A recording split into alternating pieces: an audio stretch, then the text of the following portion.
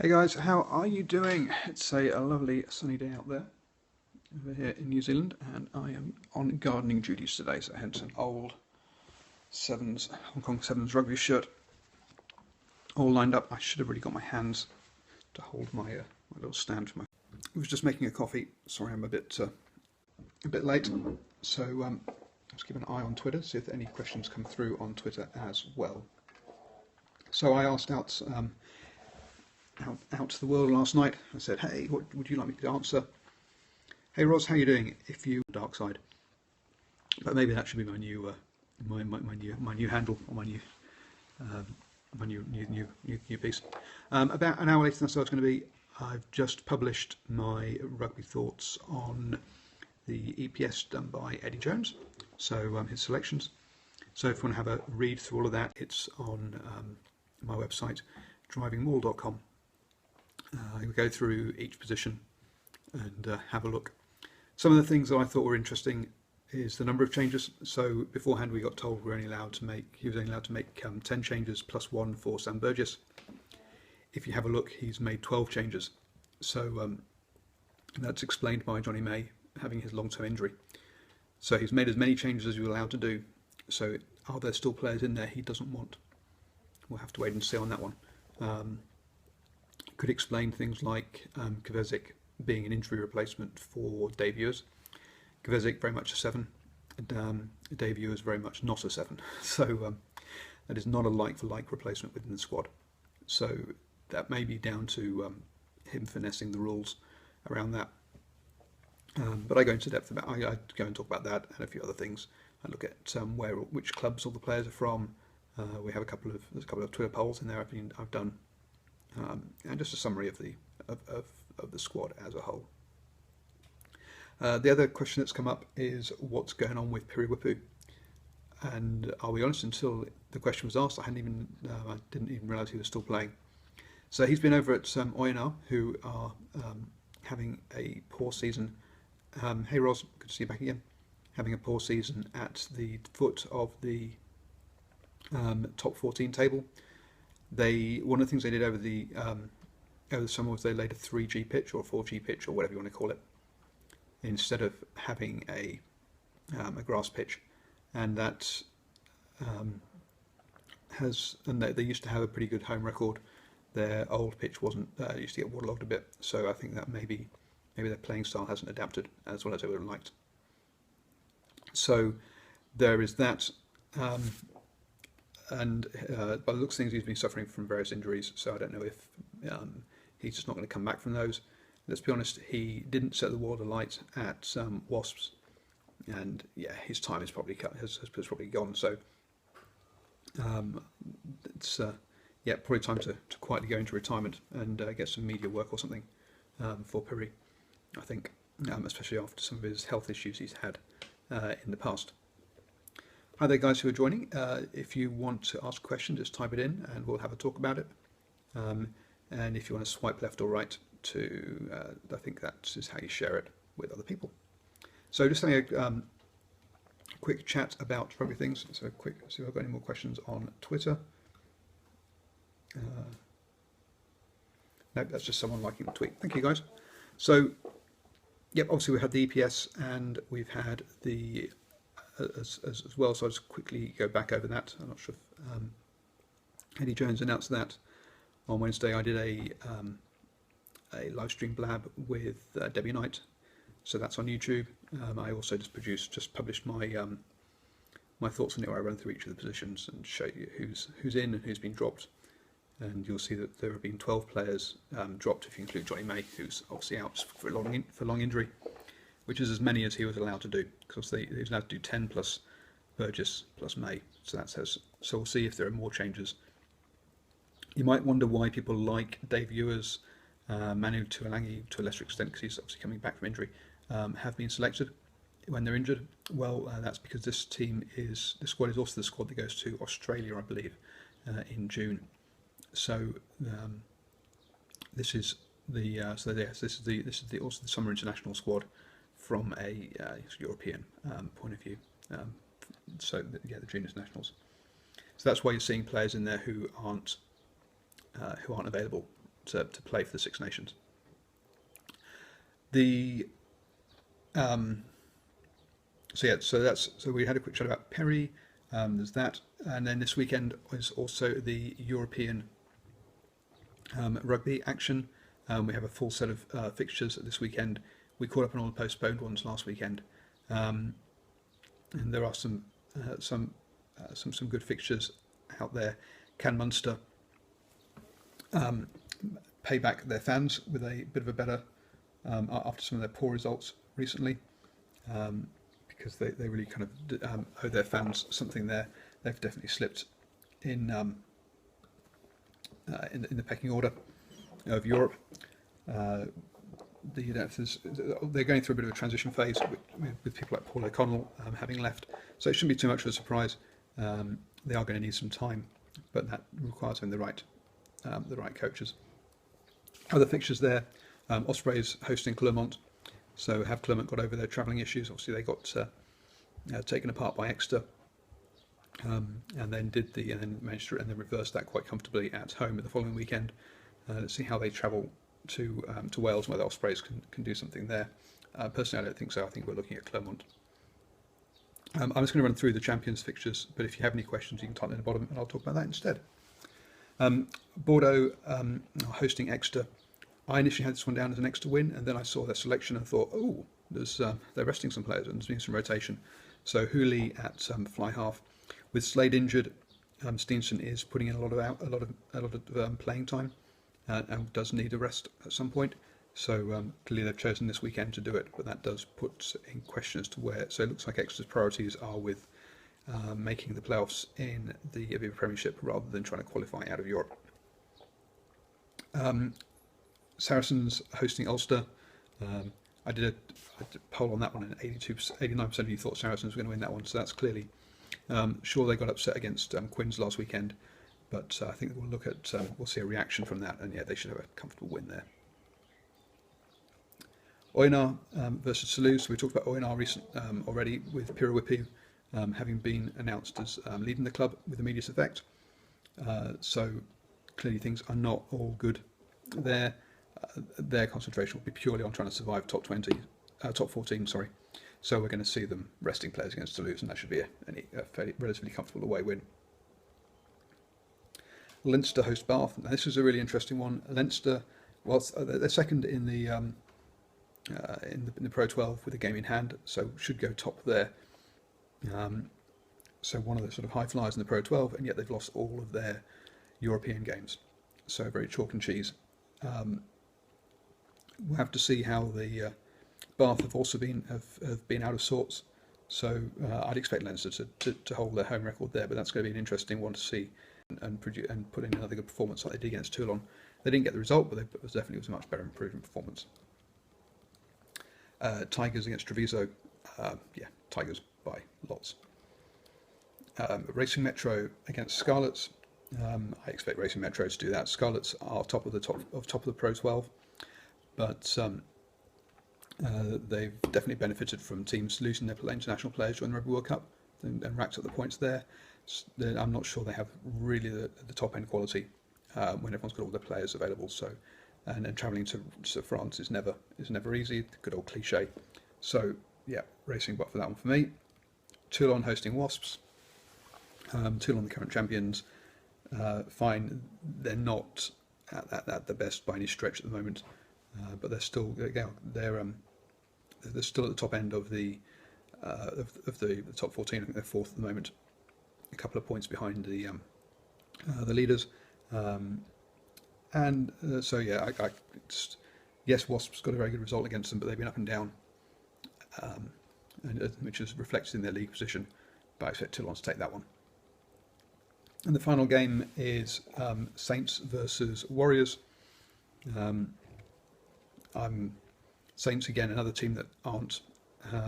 They're having a bit of an up and down season, so they're still sat fifth or sixth in the Aviva Premiership. So that's not. So it's all relative, isn't it? I expect them just to stick it up the jumper and just grind Glasgow down. I'm not expecting them to spin it wide at all. Hey Ash, how you doing? If you would like to ask any questions, please feel free to type them in. We've just run through the European Rugby Champions Cup fixtures for the weekend, and I've given my predictions for that. If you want to read about that, that's on drivingmore.com. The other topics, we saw that Periscope has been released by Oyonnax. Some clearly Oyonnax having problems at the moment this season. And the other thing we talked about was had a quick talk about the EPS. I've just put my rugby thoughts again, published that on drivingmore.com. If we have a quick look at the Challenge Cup predictions, as I say, type questions in the bottom. I'll just run through these games if people haven't got questions, or if you put them on Twitter. I'm keeping an eye on my Twitter feed as well. So if you ask me a question through Twitter, I'll pick that up and read it. So on the Challenge Cup side, Edinburgh are hosting Argent. Argent have only got 2 points from their 4 games so far in Europe. So they're clearly not taking this competition seriously and are concentrating on top 14. So Edinburgh win at home quite comfortably there. Dragons versus Castra. This one does count. They both can go through, but travelling to West Wales is a difficult prospect, and I expect Dragons to take Castra's. Cipriani unlucky to be not to be included in the current Six Nations. He's been in good form. Personally, I think his time is coming and gone. I think we're on to the next generation of fly halves, and so maybe so for me, whilst he may be considered himself unlucky, I think it should not be a surprise that he's not been selected. Farrell and Ford are clearly 1 and 2 at the moment, with Henry Slade coming in and pushing them to the. So I expect. No, I don't. I'd be very surprised if we see Danny Cipriani in an England shirt again. If you're looking at a squad and you're taking a squad up to Edinburgh and someone gets injured in the warm up, you've got Good and Devoto in the squad currently who can step in on the bench at fly half. Normally you'd have Slade and Good. So I really don't think that there's. I think Cipriani won't be playing unless there's quite a few injuries. Hi Paul, thanks for joining us. If you want to type in any questions or tweet any questions, then I'm just doing a Q&A. Whilst I'm between questions, I'm just running through the fixtures this weekend from the European competitions. So feel free to ask away. If we're going back to the so I'm not surprised by Cipriani. Players who consider themselves to be unlucky. Clearly, Tom Youngs is the surprise one, but he needs to learn how to hook and realise that is part of the game. You've got running through further down in the back row, which is where obviously England have had two areas of discussion over the years recently, which is the back row and the centres. In the back row, the fact that Morgan and Tom Wood have both gone, but Haskell has kept his place. I think Haskell's been a bit lucky there, and perhaps Tom Wood has been a bit unlucky on that one. One of the things I noticed was that Eddie Jones has made 12 changes, and sorry, she's been on from the beginning. You'll have heard this already.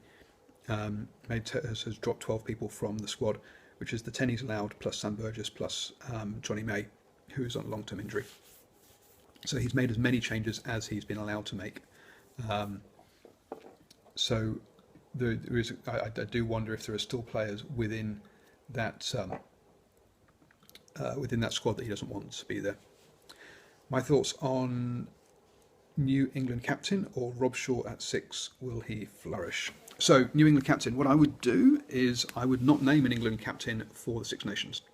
I would name the squad. I would name the team for each game and name a captain for each game. And then from that, the natural leadership team and the natural leader should come to the fore and be picked for the tour to Australia. Is how I would do it. Clearly there's been lots of rumours that Hartley is going to be the kind of captain that that Eddie Jones wants. Uh, Hartley, along with people like Mike Brown, Andy Farrell, and to a less extent nowadays Danny Kerr, are all players who, for me, lose their head at important times during games. It's all good to be playing on the edge, but you need to stay calm and on the right side of that of the white line, I think is the term that the All Blacks use. So you've got to keep focused on the games. When there's a penalty given away, you don't want to be arguing with the player in his face, or tapping them or giving a bit of pushing and shoving. You want to be getting back into the defensive line and ready to defend. That kind of thing is what I'm referring to, rather than necessarily yellow cards and stuff. So as long as he can keep his head, I'm not too concerned. I am a bit concerned about how many players we have that are like that in the England squad, and would be interesting to see how he keeps them, how Eddie Jones keeps them in line. From Chris Robshaw, will he thrive at 6? To me, it's all about combinations.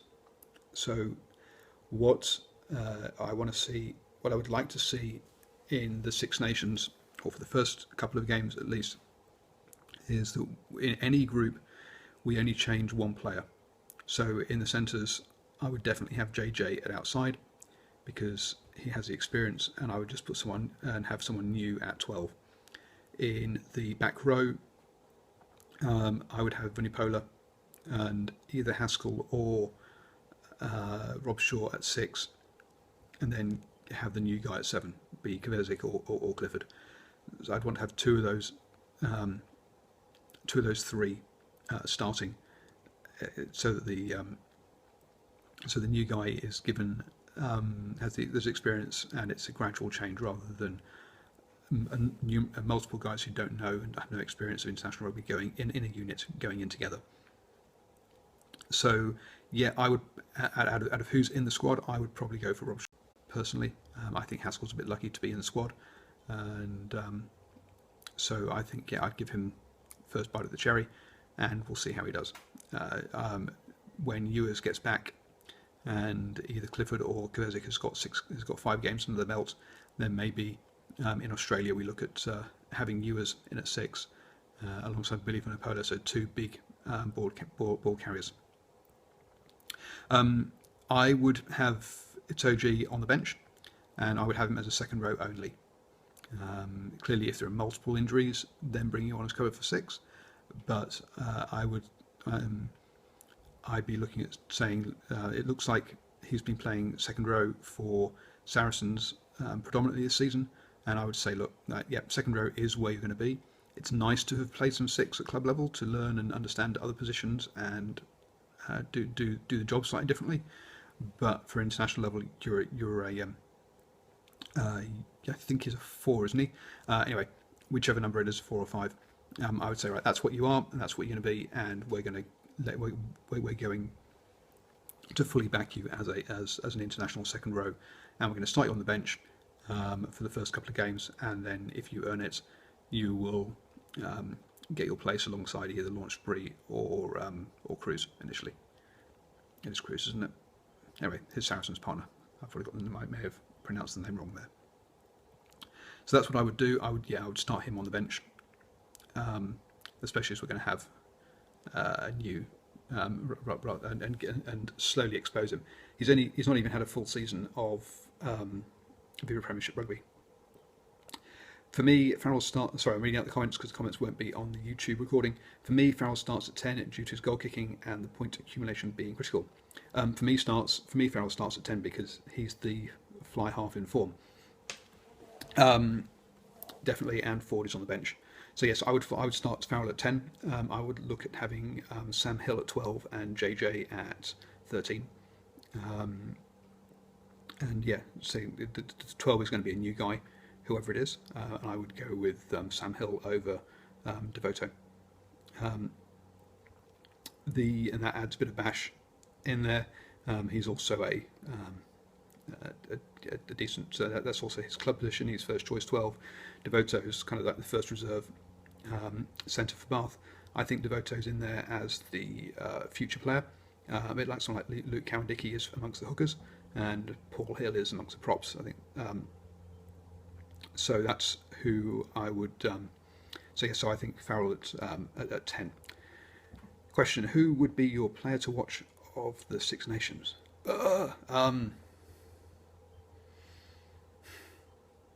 Someone, a breakout player, or someone who's going to be who's already there. I would say someone like Finn Russell, Scotland. Obviously, can they carry their World Cup form into the Six Nations, and if so, he could. Finn Russell and obviously Stuart Hogg could be fantastic for Scotland, and so they could be. They're definitely players to keep an eye on if they can be given the platform to run the game. Is I guess who I would be looking at and interested in seeing how they develop. One of the things with Scotland is they've often, not often, for the past sort of like 3 or so years, they've put in good performances and good results quite often during the November internationals, and then when it's come to the Six Nations, they've flopped. They've not been able to carry that form through. So whilst I know people are getting very excited about Scotland's form from the Rugby World Cup, we have to see how transferable that is into the Six Nations. For me, that's a big question mark for them, is being able to carry that form after they've gone away and played for their clubs. With increasing numbers of them with Glasgow increasingly producing the sort of the main part of the squad, you'd think that they could come back with relatively little disruption, but we'll have to wait and see. From an England point of view, I'm really excited about seeing Sam Hill at 12. If I look at the poll I've done on Twitter, everyone seems to think it's going to be Farrell, which is a bit disappointing. I see Farrell as a 10, not as a 12, and so that's I really hope Sam Hill gets a run, because he's someone that a lot of people don't know about if you're not from the southwest, and so he's someone I'd like to see if he does he have that ability to grasp that opportunity and go for it. So I just love the storyline that's behind that one, because he is probably one of the actually. I mean, obviously Paul Hill's going to be the most unknown, even though Paul Hill's the most captain, the 20 player for England apparently. He was the first name that was kind of like quick Google, who's this guy? So that's my current thoughts on Elliot Daly form. I'm concerned about his defence. It's interesting here. I remember hearing Ford, the coach, not the player, Ford Senior, on radio saying when he was England coach, he realised one of his biggest mistakes was focusing on what people can't do, rather than what they can do, and hence why people like James Simpson-Daniel didn't get perhaps the opportunities that they would have done. So it was really interesting hearing him say that. So perhaps we should be concentrating on what Daly can do rather than what he can't do. And yeah, he is an exciting player. I say I do have concerns that he gets caught out of position defensively at times. As we're going to have a fresh new 12, I wouldn't want to have a fresh 13 as well. So I would start with JJ. But long term, maybe Daly is the answer. Oh, actually, long term, I think that Slade, Manu Tuilagi are probably the centre combinations, and neither of those are available. So,